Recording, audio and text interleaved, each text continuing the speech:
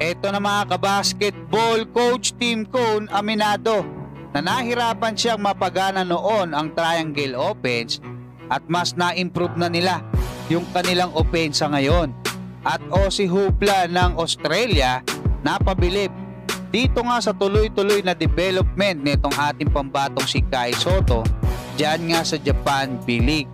At big time agency ni Kai Sotto na Wasserman, ibinibida na siya. Pero bago yan, huwag kalimutan mag-like at mag-subscribe bilang pagsuporta. Dito nga sa kakalabas lang na balita mula sa Inquirer Sports ay sinabi nga nila na nakatanggap ng award itong si Coach Tim Cone diyan nga sa Best Performance by a Team. So kasama dito yung lahat ng players ng ating Gilas Pilipinas.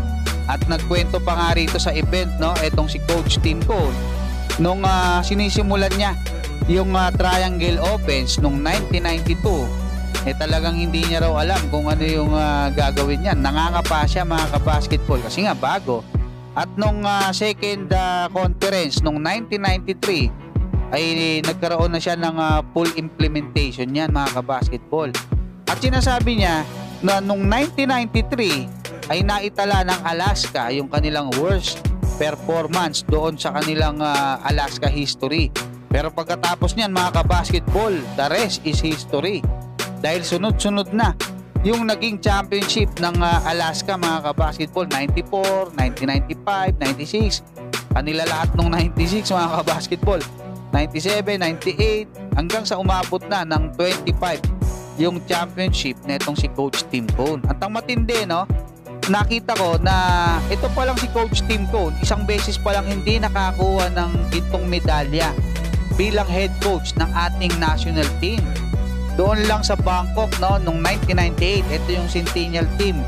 Kung di ako nagkakamali, kinukwento ni Coach Tim Cone na minasakir sila ng Korea kasi doon na nagsimula yung small ball, no? Malalaki raw kasi yung mga pinagkukuha niya.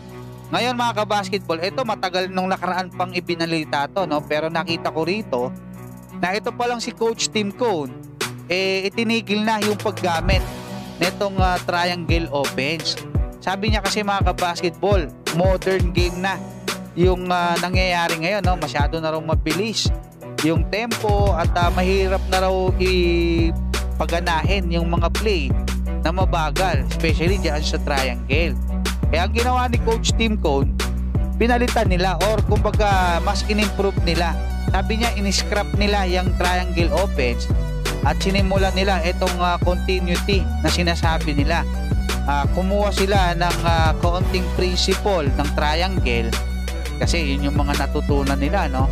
Tapos in-implement nila diyan nga sa kanilang tinatawag na continuity na kumbaga blend mga kabasketball, halo. So dinevelop nila ng dinevelop yan at kumbaga naging sarili na nila. At ngayon nga mga kabasketball, sinasabi ni Coach Tim Cone na yan yung naging dahilan yung 6 na championship ng Barangay Ginebra. Diba sabi niya, we adjust a lot, we do different things, we're a little bit more open to a lot of things rather than just stay with the triangle. That's just a complete system between but we didn't go too far from it. So hindi raw masyadong malayo. Yun nga lang, ang kaibahan daw, nakakapag-adjust na sila ngayon base doon sa mga kalaban nila. So mas pinaganda nila yung kumbaga mas nagiging maganda na yung game plan netong si Coach Tim Cone.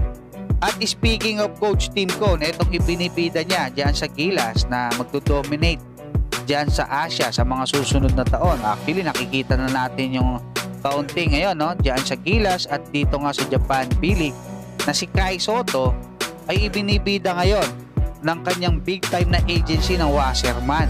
So matagal-tagal na hindi ibinida si Kai Sotto niya kasi nagkaroon nga siya ng injury. Maging etong si Tadas Bolotas, agent niya rin to mga kabasketball kasi lumalabas 3 yung agent ni Kai diyan nga sa Wasserman. Siguro papaliwanag ko yan sa ibang panahon. Ngayon etong Aussie Hoopla ng Australia ay pinost nila, no, na former NBL next star Kai Sotto has been putting up some good numbers in the B-League of late. So ipinakita nila yung 5 huling laro ni Kai Sotto diyan nga sa Japan B-League kung saan nag-a-average na siya ng 18.4 points at 11 rebounds per game mga kabasketball. Napakataas niyan. At para magkaroon kayo ng idea kung gaano kataas yan, etong kakagaling lang sa NBA, no? Sariwa pa, may katas pa ng NBA ito mga kabasketball, na si Xavier Cooks. Ang average niya dito sa Japan B-League ay 12 points, tapos 8.6 rebounds. So lamang na lamang si Kai. Ngayon, etong MVP of the month netong Japan B-League na si Xavier Cooks ay si John Mooney, ay nag-a-average ng 18 points, 18.8, mas mataas ng konti kay Kai Sotto, at 11.7 rebounds. So mas mataas lang din ng point something. So ganyang level yung nilalaro etong huling 5 laro netong ating pambatong si Kai Sotto. At baka nakakalimutan niyo mga kabasketball, yung mga import dyan sa Japan B-League, hindi rin basta-basta. Actually, yung dalawa na pinakita ko, hindi rin yan basta-basta. So nakaka-excite yung mga susunod na kaganapan, no? Yung magiging FIBA OQT, yung magiging NBA Summer League, at hopefully makakuha ng kontrata itong ating pambatong si Kai Sotto. Kahit nga maganda lang yung maipakita niya diyan sa FIBA OQT, kung saan makakalaban natin yung Latvia, no? Georgia yata yung isa. Hindi natin masasabi, baka magkaroon na siya ng at least 2-way, no? Pero hopefully maganda yung maipakita niya diyan sa NBA Summer League. Hanggang dyan mga kabasketball, maraming salamat at God bless sa inyo.